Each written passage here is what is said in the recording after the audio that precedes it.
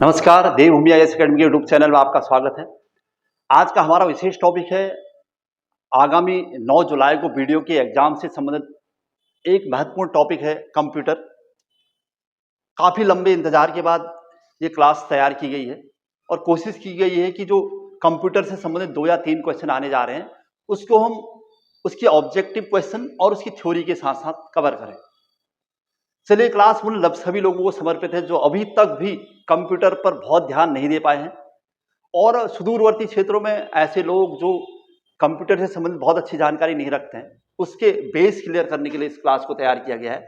और विगत बहुत सारे एग्जाम्स जो हुए हैं यहाँ पर, उन पेपर्स को ध्यान में रखते हुए भी क्लास तैयार की गई है और इसके खासकर 5 या 6 एस्पेक्ट हमने तैयार किए हैं कि क्वेश्चन जहां जहां से उठता है। जैसे सिंपल तरीके से, बहुत ही सिंपल तरीके से क्वेश्चन इनपुट और आउटपुट से उठ रहा है, क्वेश्चन प्रिंटर से उठ रहा है, मेमोरी से क्वेश्चन उठता है और कंप्यूटर की पीढ़ियों का यानी जनरेशन से क्वेश्चन उठता है कि किस पीढ़ी के कंप्यूटर में क्या प्रयोग किया जा रहा है, और उसके अलावा बाइनरी सिस्टम से क्वेश्चन उठ रहा है। तो ये 5-7 जो भी खास टॉपिक हमने कवर कर रखे हैं एक एक करके, और उन्हीं से संबंधित क्वेश्चन भी आपके सामने रखे हैं ताकि लंबे क्लास आपके सामने रखी जाए और 1 घंटे तक आप आराम से इसे समझते हुए चलें। सबसे पहला क्वेश्चन जो हमारा टॉपिक है, इसका फर्स्ट पार्ट है, वो है इनपुट आउटपुट डिवाइस। जनरल बात है, बहुत सारे कंफ्यूजन रहते हैं। तो इसमें से जैसे क्वेश्चन देखे गए हैं पिछले 2-4 ग्रुप सी के एग्जाम्स में, तो इसमें जैसे कौन इनपुट इकाई है पूछा है, जैसे मतलब इनपुट और आउटपुट वाला प्रश्न है। तो यहां पर आया है माउस, कीबोर्ड, स्कैनर। इसके लिए तो आपको बहुत काम करना पड़ेगा। एक बार जितने भी इनपुट डिवाइसेस हैं, आपको एक उसका फॉर्मूला बना लेना चाहिए ताकि आउटपुट आपको खुद ही समझ में आ जाए। इनपुट का करना है, आउटपुट खुद समझ में आ जाएंगे। जैसे इसमें माउस, कीबोर्ड, स्कैनर, तो सभी इनपुट है। अच्छा, एक इनपुट डिवाइस नहीं है पूछा है, देखो मतलब आउटपुट है।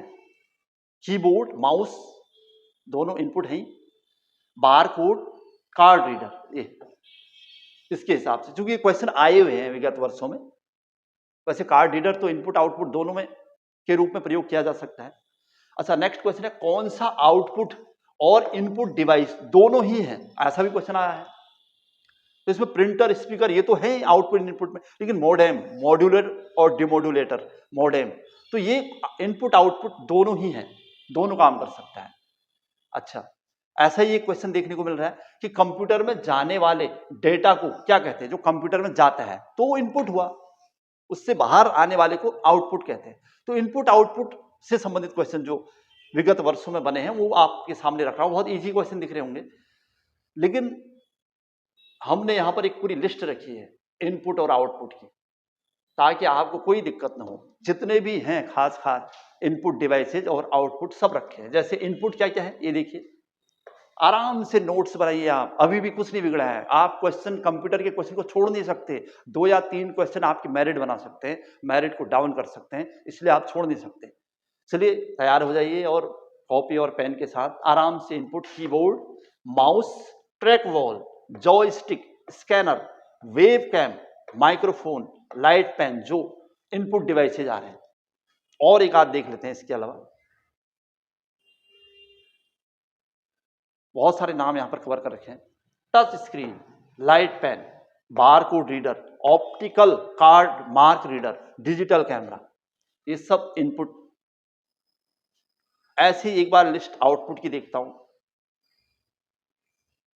आउटपुट में देखिएगा, मॉनिटर वैसे मेनली 4-5 ही पूछता है। Speaker, printer, projector, sound card, video card, 3D printer, GPS और फ्लैटर, headphone, tape reader, card reader, ये सब। तो मैंने कहा ना, tape reader, card reader input output दोनों के रूप में काम करते हैं। तो इस वजह से आपको कहीं पर जब सर्च कर रहे होंगे तो दोनों दिख रहे होंगे आपको, तो उसे घबराने की जरूरत नहीं है। इस टाइप के बहुत ज्यादा क्वेश्चन विवादास्पद पूछे भी नहीं है। तो ये था मेरा एक बार, और फिर आपको दिखा देता हूँ इनपुट और आउटपुट की लिस्ट एक सामने छोटा साइज करके, ताकि सब एक साथ आ जाए। ये देखिए, ये इनपुट डिवाइसेज हैं बहुत सारे और ये आउटपुट डिवाइसेज है। ठीक है, बहुत बड़ी सी क्लास है, इसलिए मैं आपको मेन जैसे आपको ये देखना है, मॉनिटर, स्पीकर, प्रिंटर, ये चीज यहां रखनी है। यहां से कीबोर्ड, माउस और स्कैनर, बस इससे ही क्वेश्चन बने हुए हैं अभी तक। तो इनको जो शुरुआत के ज़्यादा से ज़्यादा, उसके अलावा आपको वीडियो कार्ड वगैरह ये सब चीज़ें ध्यान रखनी है। यहाँ से लाइट पेन याद रखना है। तो ये सब इनपुट आउटपुट क्लियर हुआ होगा आपको। इनपुट और आउटपुट से संबंधित क्वेश्चन, एक सिंपल सा क्वेश्चन, इनमें से कौन इनपुट नहीं है, कौन आउटपुट नहीं है, ये इस टाइप के क्वेश्चन बन रहे हैं, तो आपको एक प्रश्न कवर करना है। चलिए इसके दूसरे पार्ट पर जा रहे हैं हम। दूसरा पार्ट, फर्स्ट पार्ट तो था इनपुट आउटपुट, ज्यादा इस पर कुछ नहीं है। बस दूसरा पार्ट जो इसका है प्रोग्राम से तो संबंधित क्वेश्चन बने हैं। तो देखो किस टाइप के क्वेश्चन बने। पहले हम क्वेश्चन की टेंडेंसी देख रहे हैं, क्या डिमांड है, उसके अकॉर्डिंग फिर उस टॉपिक को देख रहे हैं। कंप्यूटर प्रोग्राम की भाषाएं, तो जैसे क्वेश्चन क्या बना है, अंग्रेजी भाषा के समान उच्च स्तरीय कंप्यूटर भाषा, हाई लेवल लैंग्वेज जिसे हम कहते हैं HLL, कौन सी है इनमें से। देखो उच्च स्तरीय कंप्यूटर भाषा कौन सी है, तो यहाँ पर फोर्ट्रान, पास्कल, मतलब लिखा है कि अंग्रेजी भाषा के समान। हाँ ध्यान रखना, ये लाइन भी पढ़नी है आपको। हाई लेवल लैंग्वेज कौन सी है, फोर्ट्रान, पास्कल, कोबोल, C++ या C, ये इसका आंसर यहाँ पर C लिख रहे हैं। लेकिन जब अभी हम इसका डिटेल करेंगे तो आपको लगेगा कि ये भी कहीं ना कहीं पास्कल, फोर्ट्रान, कोबोल भी, ये भी हाई लेवल लैंग्वेज में है, लेकिन उसने लिखा है अंग्रेजी भाषा के समान उच्च स्तरीय कंप्यूटर भाषा लिखा है ऊपर से। चलो दूसरा है इसमें लोगो, भाषा का प्रयोग किया जाता है, मतलब किस में किया जाता है, व्यवसाय में, गणित में, बच्चों की शिक्षा में, सरल भाषा लिखने में, तो इसका आंसर है बच्चों की शिक्षा में, बच्चों को पढ़ाने के लिए। फोर्ट्रान जिसे हम फॉर्मूला ट्रांसलेशन कहते हैं, फॉर्मूला यानी गणित, इसका उपयोग होता होगा। भाषा का प्रयोग किया जाता है, कहाँ किया जाता है, फोटो बनाने में, व्यवसाय में, गणित में, गणितीय फॉर्मूला, फोर्ट्रान या शिक्षा, तो इसका आंसर था गणित। चलिए नेक्स्ट क्वेश्चन था है असेंबलर। ये देखो असेंबलर, असेंबली भाषा को किस में बदलता है, तो इसका आंसर है उच्च स्तरीय भाषा में। असेंबली भाषा, असेंबलर क्या करता है, तो असेंबली भाषा को यानी सामान्य भाषा को, मशीनी भाषा को उच्च स्तरीय भाषा में बदलता है ताकि उसे पढ़ा जा सके। असेंबलर, तो इसको, इसकी डिटेल होनी है, इसका टॉपिक है नीचे। अच्छा नेक्स्ट है कोबोल, भाषा का प्रयोग किया जाता है, किसके लिए होता है कोबोल, तो बिजनेस के लिए, व्यवसाय के लिए, तो कॉमन बिजनेस, तो इसका आंसर है व्यवसाय। तो हमने देखा था गणित के लिए फोर्ट्रान यूज होती थी, बच्चों की शिक्षा के लिए लोगो, तो बचा व्यवसाय यानी प्रोफेशनल एजुकेशन के लिए। निम्न में से कौन सी कंप्यूटर भाषा केवल बाइनरी कोड में लिखी जाती है। बाइनरी कोड आपको पता है 0 और 2 या 0 और 1 इस टाइप से। तो बाइनरी कोड में कौन सी लिखी जाती है, पास्कल, मशीनी भाषा लिखी जाती है। 3 टाइप की भाषाएं होती है, अभी आ रहे हैं हम इस टॉपिक पर। तो उससे संबंधित क्वेश्चन दिख रहे हैं कि किस टाइप के क्वेश्चन बने हैं। निम्नलिखित से कौन सी त्रुटि की जांच एक कंपाइलर कर सकता है, तो कंपाइलर और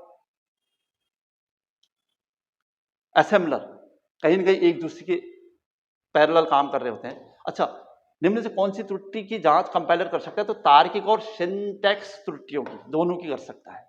सारे कंप्यूटर में कौन सी भाषा लागू होती है, मतलब लगभग सभी कंप्यूटर में कौन सी भाषा लागू होती है, तो मशीनी भाषा, क्योंकि कंप्यूटर मशीनी भाषा को पढ़ सकता है। और फिर तो हाई लेवल लैंग्वेज या लो लेवल लैंग्वेज, वो तो उसके लिए हमें कंपाइलर और असेंबलर से होता है। तो फिलहाल सारे कंप्यूटर्स में जो भाषा यूज होती है वो मशीनी भाषा होती है। चलिए आगे बढ़ते हैं। जिसको बिल्कुल इसकी ABCD नहीं पता है उनके लिए हमने इसका डिटेल भी कर रखा है। कंप्यूटर भाषा जावा के आविष्कारक कौन है, जावा को सन माइक्रो सिस्टम ने डेवलप किया रखा है। तो जावा कंप्यूटर की हाई लेवल लैंग्वेज भाषा है। अब थोड़ा सा क्वेश्चन करने के बाद हमें लगा कि इसमें ऐसे भी शब्दों का यूज हुआ है जो बहुत ज्यादा हम क्लियर नहीं कर पाते, और अब आपके पास इतना पढ़ने का समय नहीं है, आपको एक ऐसा नोट्स चाहिए जो आपको क्लियर करे छोटी छोटी चीजों को। तो थोड़ा सा इसके लिए हम जा रहे हैं कि कंप्यूटर प्रोग्राम की 3 भाषाएं हैं, मशीनी भाषा, असेंबली भाषा और उच्च स्तरीय भाषा, हाई लेवल लैंग्वेज कहते हैं जिसको। ये हाई लेवल लैंग्वेज होगी, ये लो लेवल लैंग्वेज होगी, और ये मशीनी भाषा होगी। अब मशीनी भाषा क्या होती है, यह भाषा बाइनरी अंक 0 या 1 में लिखी जाती है। ये मशीनी भाषा 0 और 1 में लिखते हैं इसको। और ट्रांसलेटर प्रोग्राम, इसमें ट्रांसलेटर प्रोग्राम की आवश्यकता ही नहीं है क्योंकि इसको आसानी से पढ़ा जा सकता है। इसमें प्रोग्राम लिखना कठिन और गलतियां अधिक है, मतलब थोड़ा सा गलतियां होती हैं, इसमें मिस्टेक होती है, और प्रोग्राम लिखना इतना आसान नहीं है इसमें। इसलिए इसके लिए हम असेंबलर वगैरह या इसको निम्न स्तरीय भाषा में बदलते हैं। तो मशीनी भाषा ऐसी भाषा जिसमें बाइनरी अंक 0 और 1 का प्रयोग किया जाता है, और इसमें ट्रांसलेटर की कोई आवश्यकता नहीं होती है। लेकिन ये इसमें प्रोग्राम लिखना थोड़ा टफ, मिस्टेक होने के ज्यादा चांसेस रहते हैं। 3 टाइप की भाषाएं थी, मशीनी, असेंबली। असेंबली भाषा की क्या विशेषता है, इसे निम्न स्तरीय भाषा कहते हैं, कह रहा है लो लेवल लैंग्वेज है। इसमें अक्षर और अंकों से बना न्यूमोनिक कोड का प्रयोग किया जाता है। इसमें न्यूमोनिक कोड यूज करते हैं हम लोग, बल्कि बीएससी एमएससी में तो मैथ्स में भी या फिजिक्स में भी यूज होता है इसका। तो निम्न स्तरीय भाषा कहा जाता है जिसमें अक्षर और अंकों से बना न्यूमोनिक। कैसे? जैसे जोड़ने के लिए आप ऐड का प्रयोग करते हैं, देखा होगा आपने, और घटाने के लिए सबट्रैक्ट का यूज करते हैं, इस टाइप से। तो इस टाइप से हम लोग असेंबली भाषा, निम्न स्तरीय भाषा कहते हैं इसको। इसमें अक्षर और अंकों से बना एक न्यूमोनिक कोड होता है। ऐड के लिए, जोड़ने के लिए ऐड होता है, घटाने के लिए सब, इस टाइप से कोड।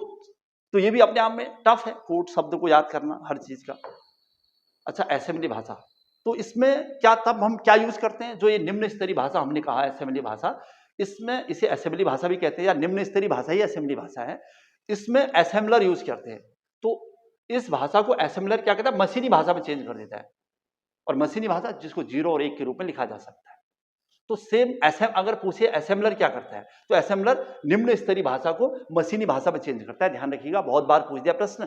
दूसरा ही ऐसा ही कंपाइलर होता है। कंपाइलर क्या करता है? उच्च स्तरीय भाषा को, हाई लेवल लैंग्वेज को मशीनी भाषा में चेंज करता है। मतलब एटलीस्ट हमें कंप्यूटर में मशीनी भाषा के ही प्रयोग सबसे बाहर करना होता है। तो इसलिए दोनों मशीनी भाषा में चेंज करने वाले उपकरण है, मतलब एक हिसाब से। एक निम्न स्तरीय भाषा को, लो लेवल लैंग्वेज को चेंज करता है मशीनी भाषा में, एक उच्च स्तरीय भाषा को। बस आपको ध्यान रखना है असेंबलर क्या करता है और कंपाइलर क्या करता है। क्लियर हो गया होगा आपको असेंबलर और कंपाइलर।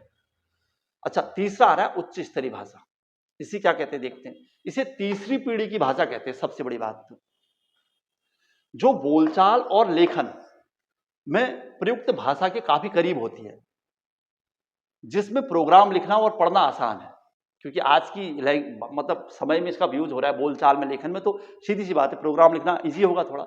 अतः इसका प्रयोग कंप्यूटर या सॉफ्टवेयर में आसानी से किया जा रहा है आज की डेट में, हाई लेवल लैंग्वेज का प्रयोग। तो प्रयोग से पहले इस भाषा को, लेकिन जब इसका यूज करते हैं तो प्रयोग से पहले इस भाषा को कंपाइलर या इंटरप्रेटर, एक ही बात है, द्वारा मशीनी भाषा में बदला जाता है। पहले उच्च स्तरीय भाषा को में मशीनी भाषा में बदलना पड़ता है। किससे? कंपाइलर से। आपको पता है कि कंपाइलर उच्च स्तरीय भाषा को मशीनी भाषा में चेंज करता है, या फिर इंटरप्रेटर, ये दोनों एक ही काम करते हैं। तो आज की डेट में उच्च स्तरीय भाषा का बहुत ज्यादा महत्व है, लिखने में, पढ़ने में, सामान्य बोलचाल में। इसीलिए इस कंप्यूटर के युग में इसका प्रयोग सबसे ज्यादा हो रहा है। और लेकिन इसको प्रयोग करने से पहले कंपाइलर या इंटरप्रेटर द्वारा इसे मशीनी भाषा में चेंज किया जा सकता है। तो आज की डेट में आपको पता ही है, चाहे वो बच्चों की शिक्षा हो या फिर व्यावसायिक एजुकेशन हो, बीजगणितीय शिक्षा हो, है ना, किसी में भी उच्च स्तरीय भाषा का प्रयोग होता है। तो इसके लिए बहुत सारे उच्च स्तरीय भाषा के उदाहरण आ रहे हैं हमारे यहाँ। फोर्ट्रान सुना होगा आपने, कोबोल सुना होगा, लोगो, बेसिक कंप्यूटर जिसे हम कहते हैं, अल्गोल, और पास्कल, जावा, लिस्प, C++, और कोबाल। तो फोर्ट्रान, फार्मूला ट्रांसलेशन। अब इनके बारे में पूछ रहा है प्रश्न, ये क्या है, मतलब इनका प्रयोग कहाँ कहाँ होता है। जो इसमें खास है, मैं उसको कवर कर रखा है। जावा, C++, कोमोल या लिस्प, ये क्या है? ये सब उच्च स्तरीय भाषा के उदाहरण, ध्यान रखना, हाई लेवल लैंग्वेज के उदाहरण है। पूछेगा इनमें से कौन हाई लेवल लैंग्वेज नहीं है, तो लगभग सभी आ रहे हैं यहाँ पर। अब देखते हैं इनसे जो प्रश्न बने।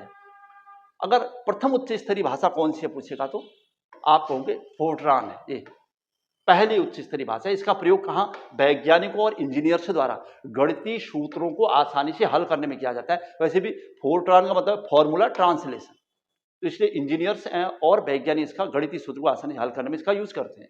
और इसका विकास 1957 में जॉन बेकर्स ने किया था। फॉर्मूला जो है हाई लेवल लैंग्वेज फोर्ट्रान, इसका विकास 1957 में किसने किया था? John Backus. ऐसे ही एक प्रश्न इससे बना है कि लोगो के प्रयोग से, मतलब लोगों का प्रयोग जो हाई लेवल लैंग्वेज है लोगो, इसका किस लिए होता है? तो बच्चों को रेखाचित्र और ग्राफिक्स के माध्यम से कंप्यूटर की शिक्षा दी जाती है। तो बच्चों की एजुकेशन के लिए, बच्चों को सिखाने के लिए लोगो। ऐसे कोबोल देखते हैं, व्यावसायिक कार्यों में के लिए प्रयोग होने वाली उच्च स्तरीय कंप्यूटरी भाषा है। तो व्यावसायिक कार्य के लिए प्रयोग होने वाली भाषा आपकी कोबोल है। और लोगो बच्चों की शिक्षा के लिए, और फॉर्मूला ट्रांसलेशन मतलब गणितीय शिक्षा और वैज्ञानिक और इंजीनियर्स को। अच्छा, एल्गोल, तो इसका प्रयोग बीजगणितीय गणनाओं में होता है। बहुत ध्यान रखना आपने किसका प्रयोग कहां हो रहा है, बीजगणितीय गणनाओं में एल्गोल। आप क्वेश्चन पेपर उठा के देख लीजिए कहीं पर भी, जरूर यहां से क्वेश्चन जरूर उठे हुए हैं। लिस्प, इसका विकास 1959 में जॉन मैकार्थी द्वारा कृत्रिम बुद्धि के प्रयोग, आर्टिफिशियल इंटेलिजेंस के प्रयोग में किया गया है। तो लिस्प का प्रयोग आर्टिफिशियल इंटेलिजेंस में हो रहा है, जॉन मैकार्थी ने 1959 में किया था। और बेसिक, जिसे हम पहले से ही जानते हैं, तो बेसिक क्या है? लोकप्रिय और सरल प्रोग्राम की भाषा है, जिसका विकास 1964 में जॉन कैमेनी ने किया था तथा थॉमस कर्ट्ज ने इसका विकास किया है। दो नाम आ रहे हैं, थॉमस कैमेनी तथा जॉन कर्ट्ज, और ये है बेसिक भाषा, यानी सबसे लोकप्रिय और सरल भाषा, प्रोग्रामिंग भाषा है। यह पर्सनल कंप्यूटर में व्यवहार में लाई जाने वाली प्रथम उच्च स्तरीय भाषा है। अच्छा सा ध्यान है, पहली उच्च स्तरीय भाषा तो थी फोर्ट्रान थी, लेकिन व्यवहार में लाई जाने वाली पहली उच्च स्तरीय भाषा पूछेगा तो तब आप कहोगे बेसिक है। इसका उपयोग गणितीय और व्यावसायिक दोनों में होता है, बेसिक का उपयोग। तो इसलिए पहली व्यावसायिक भाषा है जो व्यवहार में लाई गई है। पास्कल पढ़ा था हमने। इस भाषा का विकास 1971 में निकलॉन्स विर्थ ने किया था, पास्कल का, और कंप्यूटर के जनक ब्लेज पास्कल के नाम पर इसे नाम दिया गया। मतलब पास्कल भाषा नाम कंप्यूटर के जनक है, जनक ब्लेज पास्कल, उनके नाम से रखा गया है। इस भाषा का प्रयोग किसके लिए होता है? प्रशिक्षुओं को प्रोग्रामिंग की अवधारणा स्पष्ट करने में, जो ट्रेनिंग वगैरह में इसका यूज हो रहा है। प्रशिक्षुओं को मतलब जो ट्रेनर होते हैं या ट्रेनर इसका प्रयोग करते हैं अधिक से, प्रोग्राम की अवधारणा स्पष्ट करने में कि कैसे प्रोग्रामिंग की जाती है। पास्कल का उपयोग आ रहा है। नेक्स्ट आ रहा है जावा, हाई लेवल लैंग्वेज। इसका विकास सन माइक्रो सिस्टम, किसने किया जावा का डेवलपमेंट? तो ये, और इसके जेम्स गॉसलिंग द्वारा किया गया था, जो C++ की तरह ऑब्जेक्ट ओरिएंटेड प्रोग्राम भाषा है। ये भी ऑब्जेक्टिव ओरिएंटेड प्रोग्रामिंग भाषा है, और लेकिन उसकी अपेक्षा, मतलब C++ की अपेक्षा छोटी और सरल है, इसलिए इसका विकास इंटरनेट में उपयोग होता है। इंटरनेट में बहुत ज्यादा उपयोग हो रहा है जावा। चलिए थोड़ा भाषाओं के बारे में पता चला आपको, क्या कंपाइलर है, क्या असेंबलर है, और क्या जावा है, क्या पास्कल है, क्या बेसिक्स है, लिस्प, एगोल, कोबोल, लोगो और फोर्ट्रान। पहली उच्च स्तरीय भाषा के बारे में पता चला। चलो ये पार्ट क्लियर हुआ। दो टॉपिक हमने बनाए, एक तो था इनपुट आउटपुट, दूसरा था भाषा, लैंग्वेज, और तीसरा आ रहा है मेमोरी। मेमोरी कितने प्रकार की होती है, इनमें से कौन वोलेटाइल है, नॉन वोलेटाइल है? ये बहुत बार देख लिया होगा आपने, आजकल आप पढ़ रहे होंगे तो आप जरूर देख रहे होंगे कि इनमें से कौन नॉन वोलेटाइल मेमोरी है, कौन वोलेटाइल मेमोरी, स्थायी, अस्थायी, परमानेंट, ये सब पूछ रहा है। तो मेमोरी करके हमने तीसरा हेडिंग डाली हुई है। इसके बारे में पहले इसकी थ्योरी है, तब इसके क्वेश्चन होंगे। देखो मेमोरी दो प्रकार की, एक तो थी प्राइमरी मेमोरी, प्राथमिक, दूसरी सेकेंडरी, द्वितीयक, एक्सटर्नल कहते हैं, बाह्य मेमोरी, आंतरिक मेमोरी। और जो प्राइमरी मेमोरी है ना, इसे तीन भागों में बांटा गया। इसके तीन पार्ट है। एक अस्थाई, ध्यान रखना, बहुत इंपॉर्टेंट टॉपिक माना जाता है। अस्थाई मतलब वोलेटाइल, स्थाई मतलब नॉन वोलेटाइल, और तीसरी है कैश, CACHE है, और लेकिन कैश बोला जाता है। तीन टाइप की प्राइमरी मेमोरी, जो प्राथमिक मेमोरी तीन टाइप की थी, स्थाई, अस्थाई और कैश, वोलेटाइल, नॉन वोलेटाइल। वो हिंदी में लिखता है वोलेटाइल, नॉन वोलेटाइल, तब आपको दिक्कत हो सकती है। अच्छा, दूसरा जो सेकेंडरी थी, एक्सटर्नल थी, उसके भी दो टाइप हैं, क्रमानुसार मेमोरी, सिक्वेंशियल मेमोरी, और दूसरा डायरेक्ट मेमोरी। इसके उदाहरण पूछ रहा हो, इनमें से कौन प्राथमिक मेमोरी का प्रकार नहीं है, इस टाइप से प्रश्न बना रहा है। इस वजह से हमने भी इसको ऐसे सेट किया है। तो जो आपने प्राथमिक मेमोरी देखी है, तो तीन टाइप की है, अस्थाई, स्थाई और कैश। तो इसमें जो अस्थाई मेमोरी है, ये देखो रैम, बहुत बार प्रश्न पूछ दिया, रैम क्या है? तो रैम कैसी है? अस्थाई, वोलेटाइल है। तो रोम, तो यहां पर देखिए नॉन वोलेटाइल, ये ROM, रोम कैसी है? तो नॉन वोलेटाइल है। रैंडम एक्सेस मेमोरी कहते हैं रैम को, पता ही है आपको। और रीड ओनली मेमोरी, ये हुआ रोम। तो रोम कैसी है? नॉन वोलेटाइल है या स्थाई है, और ये अस्थाई है रैम। और रैम वोलेटाइल मेमोरी के भी दो टाइप है, एक तो होती है स्टैटिक रैम और दूसरा डायनामिक।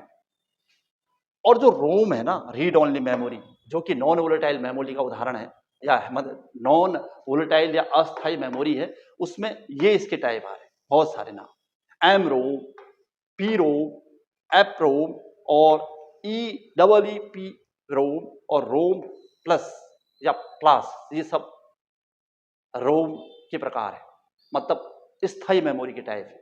ये अस्थायी मेमोरी के टाइप थे, स्टैटिक और डायनामिक। ऐसे सेम यहाँ पर है, जो ये द्वितीय प्रकार की मेमोरी है, इसमें क्रमानुसार मेमोरी का टाइप है मैग्नेटिक टेप, और डायरेक्ट दूसरा है डायरेक्ट मेमोरी। और डायरेक्ट मेमोरी के जो प्रकार हैं वो तीन हैं, एक तो चुंबकीय डिस्क, जैसे हार्ड डिस्क, फ्लॉपी डिस्क, ये सब चुंबकीय डिस्क के टाइप है ये द्वितीयक मेमोरी।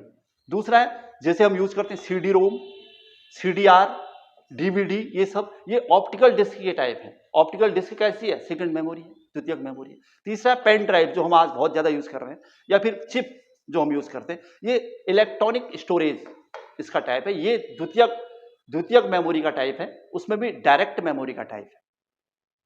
तो ध्यान रखना, ये सब उदाहरण पूछ रहा है कि पेन ड्राइव किस टाइप की मेमोरी है, तो द्वितीयक मेमोरी है, लेकिन वो है किसमें, इलेक्ट्रॉनिक स्टोरेज में। ऐसे पूछेगा डायनामिक मेमोरी किसका टाइप है, तो इस अस्थाई।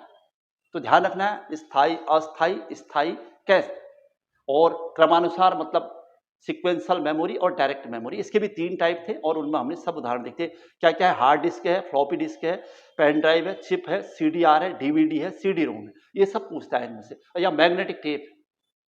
तो ये सारे के सारे जो इधर वाले थे ये सब द्वितीयक मेमोरी है और ये प्राथमिक मेमोरी है, और इसमें भी अस्थाई है, स्थाई, यहां से ज्यादा पूछा है रैम और रोम को। अब जब इसको देखा आपने तो इससे संबंधित क्वेश्चन आए हैं नीचे, इसी पर बेस है। इनमें से कौन सी मेमोरी वोलेटाइल है, ये अब हमने ऊपर लिखा था वोलेटाइल मेमोरी, नॉन वोलेटाइल और वोलेटाइल। फिर से आपको दिखाता हूं मैं, वोलेटाइल हमने यहां लिखा था, वोलेटाइल मतलब था अस्थाई और नॉन वोलेटाइल मतलब स्थाई, परमानेंट। अब उसने पूछा है कि यहां पर कौन सी वोलेटाइल है, तो हमने अभी पढ़ा मेन रैम था जो, ये RAM, रैंडम एक्सेस मेमोरी, ये है वोलेटाइल। दूसरा क्वेश्चन, कंप्यूटर में कौन सी स्मृति का प्रकार नहीं है, मेमोरी का टाइप नहीं है। हमने पढ़ा कि मैग्नेटिक मेमोरी द्वितीयक मेमोरी थी, सेमी कंडक्टर ये भी मेमोरी का टाइप होता है, ऑप्टिकल ये भी होता है, सर्वर हो नहीं सकता वैसे भी। तो ये स्मृति का प्रकार नहीं था, तो मेमोरी का कोई टाइप नहीं है। पेन ड्राइव है, देखो पेन ड्राइव से क्वेश्चन है, पेन ड्राइव है, हमें पता है पेन ड्राइव द्वितीयक मेमोरी का एक टाइप है, वो भी इलेक्ट्रॉनिक टाइप की मेमोरी है। तो स्थिर द्वितीयक भंडारक इकाई, हटाई जाने वाली द्वितीयक, मतलब पहले आपने पेन ड्राइव यूज किया और फिर हटा लिया, तो हटाई जाने वाली द्वितीयक भंडारक इकाई, ये इसका सही उत्तर है। तो पेन ड्राइव से क्वेश्चन जो बना हुआ है। कैश मेमोरी का उद्देश्य क्या है, हमने कहा था ना कि जो प्राथमिक मेमोरी 3 टाइप की थी, स्थायी, अस्थायी और कैश, तो उसमें जो कैश मेमोरी उससे प्रश्न बना हुआ है। तो इसका कह रहा है कि ये उद्देश्य क्या है, स्टोरेज बढ़ाना, स्टोरेज लागत घटाना, मेमोरी प्रोसेसर गति के अंतर को कम करना, ये कैश मेमोरी का टाइप मतलब उद्देश्य होता है। अच्छा सा प्रश्न था ये भी। निम्न में से कौन एक मेमोरी का प्रकार नहीं है पूछा, हाँ ध्यान रखना। तो कैश तो है ही एक हिसाब से, रैम भी है, EEPROM भी है, तो कैच है, ये कैच अलग चीज है। हाँ मैंने कहा ना वो कैश लिखते CHE, लेकिन ये है कैश, तो ये नहीं होगा इसका टाइप। चलिए चलो ध्यान रखते हैं फिर से। रैम, रैंडम एक्सेस मेमोरी, किस प्रकार की मेमोरी, अभी पढ़ा था हमने, तो मुख्य मेमोरी है, मुख्य मतलब प्राइमरी, अभी तो पढ़ा था प्राथमिक द्वितीयक, तो मुख्य मेमोरी। ऐसे प्रश्न पूछ दिया देखो घुमा के। अच्छा, कंप्यूटर में बिल्ड परमानेंट मेमोरी को क्या कहा जाता है, रोम, रीड ओनली मेमोरी, ये स्थायी है। तो ध्यान रखना, स्थायी और अस्थायी, वोलेटाइल, नॉन वोलेटाइल, बस यही से प्रश्न उठ रहा है, तो क्वेश्चन उम्मीद है यहां से हो जाएगा। चलिए तीसरा पार्ट पर आते हैं हम इसका। अभी तक हमने इनपुट आउटपुट मेमोरी का टाइप ये सब समझा, अब आ रहा है प्रिंटर से क्वेश्चन जो बने हैं। ये प्रिंटर, इससे संबंधित जो क्वेश्चन आपके पास आए होंगे, तो पहले क्वेश्चन है यहां पर फिलहाल, फिर थ्योरी होगी। इनमें से एक प्रिंटर का प्रकार नहीं है, ऐसे क्वेश्चन बने। अब जब हमें प्रिंटर के प्रकार पता चलेंगे तब हमें पता चलेगा अच्छा ये प्रिंटर का प्रकार नहीं है। तो यहां पर ऑप्शन के हिसाब से line printer, impact printer, drum printer, शब्द प्रिंटर, ये इसका कोई टाइप नहीं है, शब्द प्रिंटर, ध्यान रखना।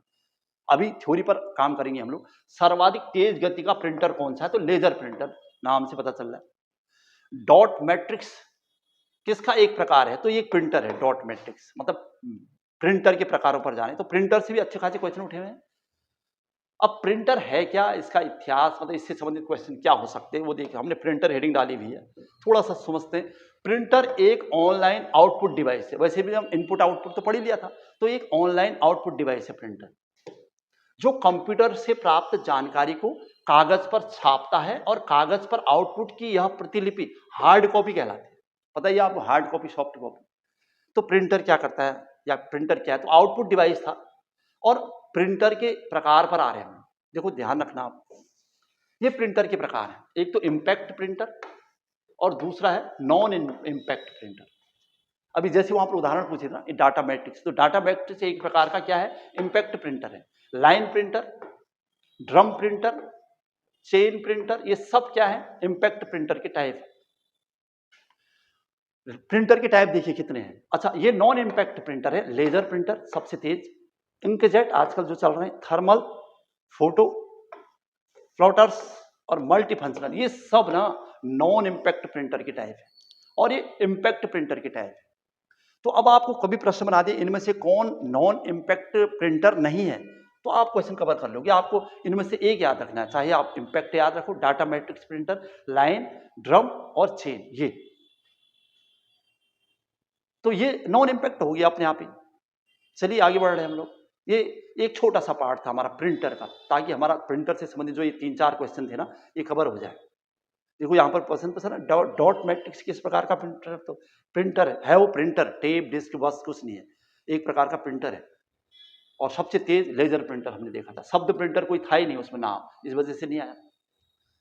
चलिए इसका एक और पार्ट आपके सामने आ रहा है, कुछ क्वेश्चन इस टाइप के देखने को मिलते हैं। 5वां पार्ट है इसका हमारे पास अभी, कीबोर्ड की शॉर्टकट कुंजियां।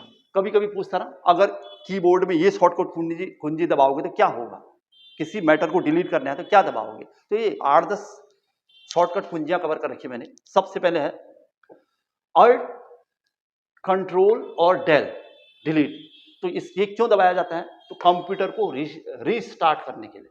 अब प्रश्न पूछेगा कि कंप्यूटर को रीस्टार्ट करने के लिए इनमें से कौन सी शॉर्टकट कुंजी का प्रयोग किया जाएगा, तो ये ध्यान रखना है एक एक करके, मैं 5-7 यहां पर कवर कर रखे हैं। वैसे कंट्रोल बी मतलब क्या है, बोल्ड, स्ट्रिंग को बोल्ड करने के लिए। कंट्रोल एस, एस से पता चलेगा किसी दस्तावेज को सेव, एस मतलब सेव करने के लिए। कंट्रोल सी, सी आया यहां पर कॉपी करने के लिए, सी मतलब copy, copy control. Control we paste करने के लिए, कंट्रोल वी दबा रहे हैं तो पेस्ट। कंट्रोल पी दस्तावेज को प्रिंट करने के लिए, पी फॉर प्रिंट ए। अच्छा, कंट्रोल एन एमएस वर्ड में एक नई डॉक्यूमेंट फाइल बनाने के लिए, इंपोर्टेंट भी है, पूछा गया क्वेश्चन, कंट्रोल एन का प्रयोग करते हैं। कंट्रोल यू चयनित टेक्स्ट को रेखांकित करने के लिए, हाईलाइट करने के लिए, अंडरलाइन करने के लिए, यू मतलब अंडरलाइन है। कंट्रोल के दस्तावेज में हाइपरलिंक डालने के लिए। कंट्रोल एल स्ट्रिंग को तिरछा करने के लिए। और शिफ्ट प्लस डिलीट क्यों दबाते हैं, तो किसी फाइल को स्थायी रूप से हटाने के लिए। कुछ चीजें जो कंप्यूटर नॉर्मली यूज करते हैं उनके लिए बहुत बड़ी बात नहीं है ये। कंट्रोल डब्ल्यू वर्तमान खुले दस्तावेज को बंद करने के लिए, ये भी पूछा है कि आपके पास कोई दस्तावेज खुला रह गया तो उसे बंद करने के लिए क्या यूज करेंगे, तो control W. Control M presentation में नई स्लाइड जोड़ने के लिए, एक नई स्लाइड जोड़नी है अपनी प्रेजेंटेशन में, तो आप कंट्रोल एम यूज करोगे। तो ये 14वीं कुंजी यहां पर है, शिफ्ट 4 F4 किसी एप्लीकेशन को बंद करने के लिए। तो ये थे कुछ महत्वपूर्ण प्रश्न। इस पर एक क्वेश्चन ही दिखाई दे रहा है यहां पर, इसी पर बेस है जो, वो है कि विंडोज ऑपरेटिंग सिस्टम में कौन सी सुविधा आपको अपने कंप्यूटर को पिछली स्थिति में पुनः स्थापित करने की अनुमति देता है। मतलब जैसा आपका पहली स्थिति थी वो, तो रिकवरी कंट्रोल कहते हैं उसको। रिकवरी मतलब पिछली रिकवरी करने के लिए पिछली स्थिति को पुनः स्थापित। ठीक है, क्वेश्चन नॉर्मल था। चलिए अब ये सब छठा पार्ट आ रहा है। छठा पार्ट वैसे सबसे पहले आना था, लेकिन चूंकि इस पर बहुत ज्यादा क्वेश्चन नहीं देखे जा रहे, अब ये बहुत पुरानी बातें होगी कंप्यूटर का विकास, लेकिन हमें एक एक चीज चाहिए और इस पर आधारित बहुत सारे क्वेश्चन भी चाहिए हो रहे हैं। तो कंप्यूटर का विकास करें, प्रथम पीढ़ी के कंप्यूटरों में किसका प्रयोग किया जाता है, बहुत बार ये प्रश्न पूछ दिया, आपने देख ही लिया होगा। प्रथम फर्स्ट जनरेशन के जो कंप्यूटर थे उसमें किसका प्रयोग किया जाता है, तो वैक्यूम ट्यूब का, ये आपने पढ़ा भी होगा। दूसरा, भारत में सुपर कंप्यूटर परम का निर्माण कहाँ हुआ है, तो पुणे में, महाराष्ट्र में। सुपर परम क्या है, तो सुपर कंप्यूटर है। इलेक्ट्रॉनिक कंप्यूटर का आविष्कारक किसे मानते हैं, तो एलन एम ट्यूरिंग को, इलेक्ट्रॉनिक कंप्यूटर का आविष्कारक ट्यूरिंग। जनरल क्वेश्चन है, उस पर बेस। अच्छा, नेक्स्ट है, पहला कंप्यूटर माउस किसने बनाया था, ये देखो, पहला कंप्यूटर माउस किसने बनाया, तो डगलस इंजेलबर्ट ने। भारत का पहला कंप्यूटर कहां स्थापित किया गया था, तो कोलकाता में। विश्व में सर्वाधिक कंप्यूटर का निर्माण किसने किया, तो सीआरसी, आईबीएम, एससीएल, सीआरसी और सी, तो इसका आंसर है सीआरसी। प्रश्न आ भी चुका है। डिजिटल कंप्यूटर विकसित किया गया है सबसे पहले तो यूएसए के द्वारा, सबसे पहले डिजिटल। अच्छा, आईबीएम का पूरा नाम पूछा है यहां पर, आईबीएम आया था ना यहां पर, आईबीएम। तो बहुत ज़्यादा हाईलाइट है कंप्यूटर की दुनिया में। IBM का मतलब है international business machine, Indian business machine, Italian integral, तो इसका आंसर था ये। माइक्रो प्रोसेसर का आविष्कार किसने किया? तो इंटेल कंपनी है। कंप्यूटर की 5वीं पीढ़ी का प्रतीक क्या है? तो सुपर कंप्यूटर, 5वीं पीढ़ी में। चलिए जनरल क्वेश्चन हम वैसे ही कवर कर ले क्योंकि एक बार आपने पढ़ भी लिया होगा ये सब। भारत में विकसित सुपर कंप्यूटर नहीं है, इनमें से कौन नहीं है? परम है, अनुपम है, पेस है, विप्रो नहीं है। भारत में सिलिकॉन वैली किसको कहते हैं? ये आपको पता ही होगा, बेंगलुरु को कहते हैं। विश्व में सैन फ्रांसिस्को अमेरिका और भारत में बेंगलुरु। थोड़ा सा हमें लगता है कि अगर इससे संबंधित कोई प्रश्न मिस न हो, इसलिए थोड़ा बहुत पॉइंट आउट कर रहे हैं कि जैसे जनरेशन है कंप्यूटर की, first, second, third, fourth, fifth, इस टाइप से, तो थोड़ा बहुत क्या यूज होता था भारत में कंप्यूटर की प्रथम पीढ़ी में, क्या होता था? जैसे 1942 से 55 तक इसमें कौन सा हार्डवेयर यूज होता था? तो निर्वात ट्यूब, ये वाला क्वेश्चन आया था आपका, अभी देखा था हमने। निर्वात ट्यूब का यूज किया जाता था इसमें, वैक्यूम ट्यूब का। उसमें पंच कार्ड, विद्युत और यांत्रिक मशीन है उस समय के, क्योंकि कंप्यूटर के साइज बहुत बड़े थे। सॉफ्टवेयर क्या होता था? मशीनी भाषा का प्रयोग था, असेंबली भाषा, और भाषा के 3 टाइप हमने पढ़े थे, तो मशीनी, असेंबली और स्टोर प्रोग्राम यूज होते थे। और उदाहरण क्या है इसके? ENIAC सबसे पहला प्रथम पीढ़ी का कंप्यूटर है ENIAC, और IDVAC और UNIVAC। अगर पूछे कि ENIAC क्या है, तो प्रथम पीढ़ी का पहला कंप्यूटर है। द्वितीय पीढ़ी में पहुंच रहे हम, सेकंड जनरेशन में क्या यूज करते थे हम लोग? वैक्यूम ट्यूब के स्थान पर कुछ और यूज होने लगा होगा। तो द्वितीय पीढ़ी 1955 से 64 तक रही। यहाँ पर ट्रांजिस्टर का यूज होने लगा, चुंबकीय मेमोरी का यूज होने लगा, मैग्नेटिक मेमोरी का। और सॉफ्टवेयर क्या थे? उच्च स्तरीय भाषा का डेवलपमेंट हो गया, हाई लेवल लैंग्वेज का, आज की डेट में बहुत ज्यादा महत्वपूर्ण है इंटरनेट की दुनिया में। और बैच ऑपरेटिंग सिस्टम, इनका प्रयोग होने लगा सॉफ्टवेयर के रूप में। उदाहरण क्या है? IBM कंपनी ने बहुत सारे कंप्यूटर निकालने शुरू कर दिए, IBM नाम से ही। यूनिवैक द्वितीय पीढ़ी में, सेकंड जनरेशन 1964 तक थी। उसके बाद फिर अंततः थर्ड जनरेशन आई 1964 से 75 तक। यहाँ पर हार्डवेयर के रूप में इंटीग्रेटेड चिप, IC चिप का यूज होने लगा। देखो कितनी महत्वपूर्ण है IC चिप आज के डेट में, इसके बिना काम नहीं हो रहे। सॉफ्टवेयर के रूप में वही हाई लेवल लैंग्वेज का मानकीकरण होने लगा, और ज्यादा मॉडिफाइड होने लगा, शेयरिंग ऑपरेटिंग सिस्टम आने लगे। उदाहरण में IBM 360, उसकी मतलब IBM के ही अंतर्गत PDP-8, ये सब उसके उदाहरण हैं तृतीय पीढ़ी के कंप्यूटरों के। चलिए आगे बढ़ते हैं। चौथी पीढ़ी, फोर्थ जनरेशन 1975 से 1989 के बीच चली। यहाँ पर हार्डवेयर में VLSI, वेरी लार्ज, ये देखो VLSI, आज की डेट में हम लोग चतुर्थ पीढ़ी में VLSI का यूज करते हैं। अच्छा, उसके अलावा माइक्रो प्रोसेसर यूज होने लगे हैं, सेमीकंडक्टर्स, मेमोरी, सॉफ्टवेयर में graphical users interface, Unix, C program भाषा, ये चल रही। और उदाहरण क्या है इसके? IBM PC और एप्पल सेकेंड, ये सब चतुर्थ पीढ़ी के उदाहरण है, मतलब कंप्यूटर के उदाहरण। वहां पर सॉफ्टवेयर क्या होता था, हार्डवेयर क्या यूज होता था। और अब चल रही 5वीं पीढ़ी। 5वीं पीढ़ी को भी हम क्रॉस कर चुके हैं और आगे बढ़ चुके हैं। लगभग 1989, मतलब 90 से अब तक लगभग 5th जनरेशन चल रही है। और यहाँ पर VLSI या VLSI यूज करोगे, ULSI, ultra large, optical disc, internet, multimedia, ये सब यूज होने लगे हार्डवेयर के रूप में। और सॉफ्टवेयर के रूप में नई चीजें, इंटरनेट, मल्टीमीडिया सॉफ्टवेयर, WWW, ये सब उदाहरण है। IBM notebook, Pentium PC super computer, artificial intelligence, कृत्रिम बुद्धिमत्ता, ये सब 5वीं जनरेशन की देन है। तो ये छोटा मोटा आइडिया डाला हमने, मतलब लिखा हमने कि क्या था।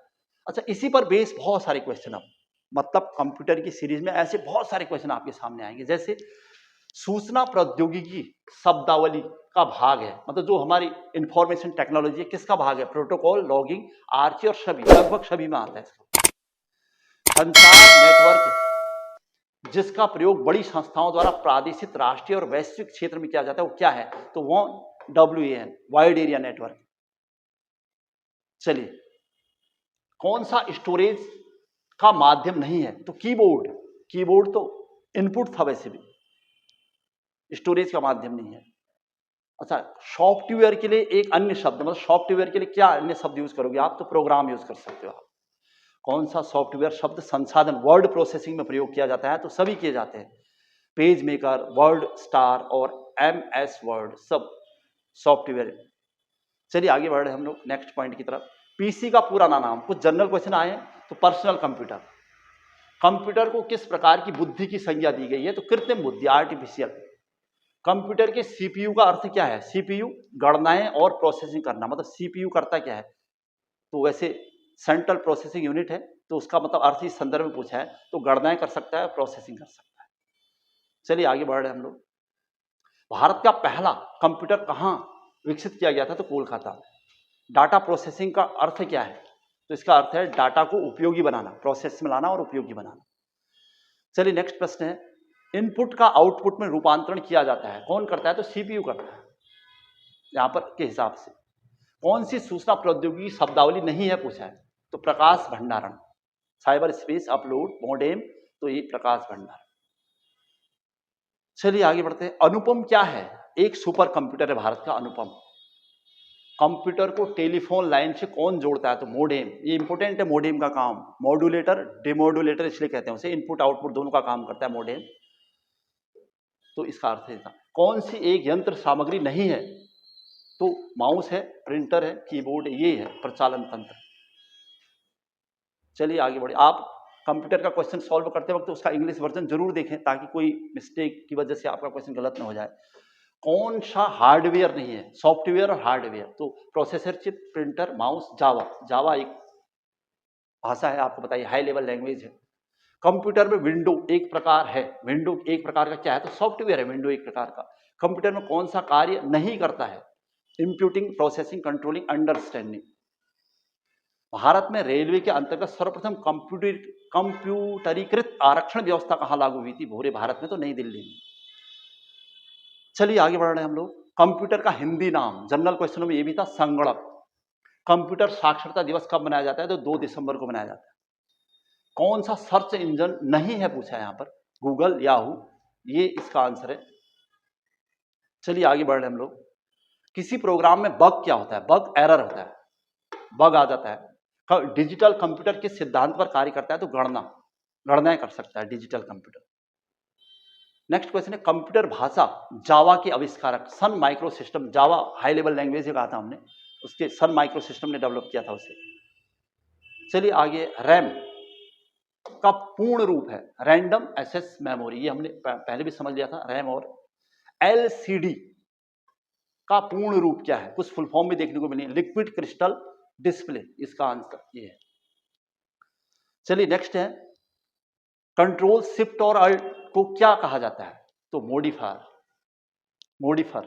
WWW के आविष्कारक 1989 में WWW का आविष्कार किया था, तथा संस्थापक कौन है? तो टिम बर्नर्स-ली। 1989 में WWW का आविष्कार करने वाले टिम बर्नर्स-ली।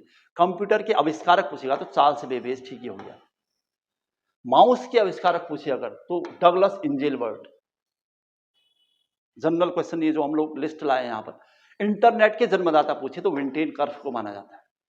कृत्रिम बुद्धिमत्ता, आर्टिफिशियल इंटेलिजेंस के जनक पूछेगा तो जॉन मैकार्थी को कहते हैं।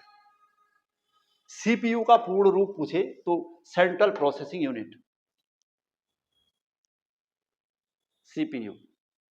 चलिए पीडीएफ कई बार हम लोग यूज करते रहते हैं सब, तो इसका तात्पर्य क्या है? तो पोर्टेबल डॉक्यूमेंट फॉर्मेट। आधुनिक कंप्यूटर की खोज सर्वप्रथम कब हुई? तो 1946। नेटवर्क के भीतर संचार के लिए निम्न में से कौन सा प्रयुक्त नहीं होता है?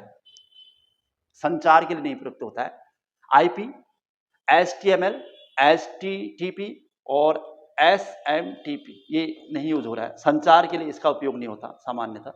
डाटा संचार को चलाने वाले नियमों का समूह क्या कहलाता है? तो प्रोटोकॉल। एफटीपी का फुल फॉर्म पूछ रहा है, क्या है? तो फाइल ट्रांसफर प्रोटोकॉल। सब एक जैसे लगते हैं, आप फुल फॉर्म देखेंगे तो इनकी। कंप्यूटर को शुरू करने के लिए इंस्ट्रक्शन जिस चिप में होते हैं वह हार्ड डिस्क। ईमेल में बीसीसी का पूर्ण रूप क्या है? तो ब्लैक कार्बन कॉपी या ब्लैंक कार्बन कॉपी। नेक्स्ट है, निम्न में से कौन सा नेटवर्क का एक प्रकार नहीं है पूछा है? लैन, LAN, मैन, MAN, वैन, तो वान नहीं है। VAN ये नहीं है, WAN है, वैन ये वाइड एरिया नेटवर्क। चलिए नेक्स्ट आ रहा है क्वेश्चन, विंडोज ऑपरेटिंग सिस्टम में कौन सी सुविधा आपको अपने कंप्यूटर को पिछली स्थिति में पुनः स्थापित करने के लिए अनुमति देता है? तो रिकवरी। कंप्यूटर व कीबोर्ड के बीच संचार में कौन सा ट्रांसमिशन शामिल होता है? कंप्यूटर और कीबोर्ड के संचार में, तो इसका आंसर है सिंप्लेक्स। क्या है सिंप्लेक्स? पूछेगा। नेक्स्ट क्वेश्चन है, निम्न में से कौन सा प्रोटोकॉल एक मशीन से दूसरे मशीन पर इलेक्ट्रॉनिक मेल संदेश भेजने के लिए प्रयोग किया जाता है? इसका आंसर है SMTP। नेक्स्ट क्वेश्चन है, मल्टीमीडिया में स्ट्रीम को प्लेबैक करते समय होने वाले डिले को क्या कहते हैं? तो event delay. Event. Dedicated input output device से डील करने की प्रक्रिया क्या कहलाती है? तो इंटरलीविंग। चलिए आगे बढ़ते हैं। ऑपरेटिंग सिस्टम में सर्विस रिक्वेस्ट करने के लिए निम्न में से किसका प्रयोग किया जाता है? तो RPC का। सर्विस रिक्वेस्ट करने के लिए कंप्यूटर मेमोरी। इसके बाद का जो हमारा पार्ट है, और कुछ प्रश्न जो सामान्य क्वेश्चन के अंतर्गत आते हैं और बने हुए हैं, तो उससे संबंधित थोड़ा सा कंप्यूटर की मेमोरी के बारे में, क्या है ये कंप्यूटर की मेमोरी, उससे संबंधित क्वेश्चन बने हैं। तो देखते हैं, जैसे डाटा के प्रेषण की गति को मापने के लिए सामान्यतः प्रयुक्त यूनिट क्या है? तो बिट प्रति सेकंड चलता है कंप्यूटर में, आपको बताइए। और एक बाइट की किसके बराबर होता है पूछा है? तो 8 बिट्स के बराबर, यानी बिट छोटी है बाइट बड़े हैं, तो 8 बिट मिलाकर एक बाइट बनता है। और कंप्यूटर में डाटा स्टोर करने तथा गणना करने के लिए किस नंबर सिस्टम का प्रयोग करते हैं? तो बाइनरी नंबर सिस्टम। ये बात पहले भी आ रखी, मशीनी भाषा, बाइनरी। अच्छा, आज की डेट में IPv6 इंटरनेट प्रोटोकॉल वर्जन 6 का आकार कैसा है? तो 128 बिट्स का होता है। वर्तमान में सबसे ज्यादा 5वीं पीढ़ी में ये यूज हो रहा है, IPv6 इंटरनेट प्रोटोकॉल वर्जन 6। चलिए आगे बढ़ते हैं हम लोग। सुपर कंप्यूटर के लिए शब्द लंबाई की रेंज क्या होती है? तो 64 बिट। सुपर कंप्यूटर के लिए 64 बिट तक की लंबाई रेंज मतलब उसकी। कंप्यूटर में किसी शब्द की लंबाई किस में मापते हैं? तो बिट में मापते हैं, बिट और बाइट। आपको पता है 8 बिट बराबर 1 बाइट। अच्छा, स्टोरेज का सबसे बड़ा यूनिट कौन सा है? तो TB, terabyte. Megabyte, kilobyte, gigabyte, terabyte. तो टेराबाइट आज की डेट में सबसे ज्यादा यूनिट है, बड़ी यूनिट है। तो एक्चुअल में ये जो बाइट बिट वगैरह सब आ रहा था, तो इससे संबंधित इसका असलियत क्या है? तो उसके लिए हमें थोड़ा सा कंप्यूटर मेमोरी की माप यूज की है यहाँ पर, थोड़ा सा इस पर भी नजर डाल देते हैं। तो एक्चुअल में जो बिट यूज कर रहे हैं हम लोग, तो एक निबल 4 बिट के बराबर होता है। मतलब 4 बिट जब मिलते हैं तो एक निबल बनता है। और एक बाइट में 8 बिट होते हैं, जैसे मैंने अभी कहा था। मतलब उसे 2 निबल को हो या बस एक बाइट को हो। और किलो बाइट में 1024 बाइट होते हैं, ये पता ही है आपको। मेगाबाइट में 1024 किलो बाइट हो जाते हैं। और फिर गीगाबाइट में 1024 मेगाबाइट हो जाएंगे। और लास्ट में टेराबाइट सबसे बड़ा होता है, 1024 गीगाबाइट। किलो 10 की घात 3 होता है, मेगा 10 की घात 6, गीगा 10 की घात 9। इस टाइप से आप लोग कर भी सकते हैं इसको। तो ये सब कंप्यूटर मेमोरी की माप थी। अच्छा, दूसरा प्रश्न, जैसे बाइनरी से बना हुआ, बाइनरी कोडेड। तो बाइनरी में जैसे प्रश्न बना है कि बाइनरी कोड में संख्या 7 को कैसे लिखेंगे आप? बाइनरी कोड में 0 और 1 में लिखना है आपको संख्या 7 को। बाइनरी कोड 0 और 1, तो कैसे यूज करोगे? तो यहां पर 0 और 1 से और कोई अंक यूज कर नहीं सकते।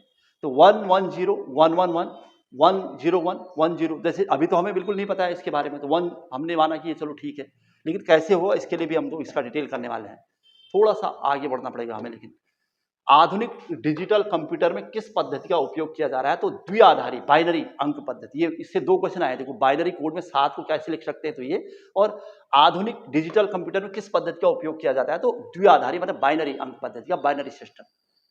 तो ये क्या है बाइनरी कोड? इसको कैसे यूज कर सकते हैं हम लोग? कैसे नंबर्स का प्रयोग कर रहे हैं हम लोग? थोड़ा सा इसके लिए आपने बाइनरी कोडेड डेसिमल पर जा रहे हैं हम लोग। जैसे दशमलव अंक और बाइनरी कोडेड क्या में अंतर क्या है? देखो, बाइनरी कोडेड डेसिमल, तो 0 को क्या लिखोगे आप? मतलब 0 को कैसे लिखोगे बाइनरी कोड में? क्योंकि आपके पास अंक तो केवल 0 और 1 है। तो 0 को आप ऐसे लिखोगे, देखो 0 0 0, मतलब इस टाइप से लिख सकते हो। 1 को क्या लिखेंगे? 0 0 0 1। ये आपको बिल्कुल ध्यान रखना है, कभी पूछ रहा है प्रश्न। 2 को कैसे लिखोगे? तो 0 0 1 0 ऐसे लिखना है आप, मतलब 2 अंक आगे, मतलब 10 बन गया। 3 को कैसे लिखेंगे? 0 0 1 1, 1 के बाद एक और अंक आ गया, मतलब इनको जोड़ना नहीं है आपने, बस उसका नंबर है। 4, तो 4 का मतलब 0 1 0 0, 3 अंक आ गए, उसके बाद चौथा। 5 को कैसे लिखेंगे? 101, मतलब 0 1 0 1। तो इसको एक बार सेट करना है माइंड नंबर में। 3 और 5 को देखना ध्यान से। और 6 को लिखेंगे हम 0 0 1 1 0। और 7 को लिखते हैं हम लोग, ये जो हमारा क्वेश्चन था ना, 7 को कैसे लिखेंगे? तो 0 1 1 1, वो हमारा क्वेश्चन मिल गया हमें। देखो एक बार फिर से देखते हैं हमारा क्वेश्चन जो था इसके हिसाब से। ये लिखा ना कि 7 को कैसे लिखोगे, तो 0 1 1 1 ये इसका सही उत्तर था। तो अब आपको इसका क्या रूल है, क्या नियम है, ये बता रहा हूं मैं। मतलब 9 और 10, 8 को लिखते हैं हम 1 0 0 0 और 9 को लिखते हैं 1 0 0 1। और ये थे 9 तक के। इसके बाद आप आराम से इनको कवर कर सकते हो, 0 से 9 तक के आपको पता होने से। ये था हमारा कंप्यूटर से संबंधित मोटा मोटा एक महत्वपूर्ण क्लास। उम्मीद है कि इसमें हम कंप्यूटर के जो सारे एस्पेक्ट हैं वो कवर कर पाए होंगे। और जिनका कंप्यूटर अभी तक बिल्कुल जीरो था, वो कंप्यूटर की जनरेशन के बारे में, मेमोरी के बारे में, आउटपुट इनपुट के बारे में, प्रिंटर के बारे में और फंक्शनल कीज के बारे में, थोड़ा बाइनरी सिस्टम के बारे में हल्का फुल्का आप इससे नोट्स बना के 2 या 3 क्वेश्चन कवर करने का प्रयास कर सकते हो। यही हमारा प्रयास है, ताकि आपकी 2 या 3 क्वेश्चन की वजह से कहीं ना कहीं कुछ दिक्कतें ना आ जाए। चलिए, शुभकामनाएं आपको। फिर से आज की क्लास यहीं पर समाप्त हो रही। जय हिंद, जय उत्तराखंड।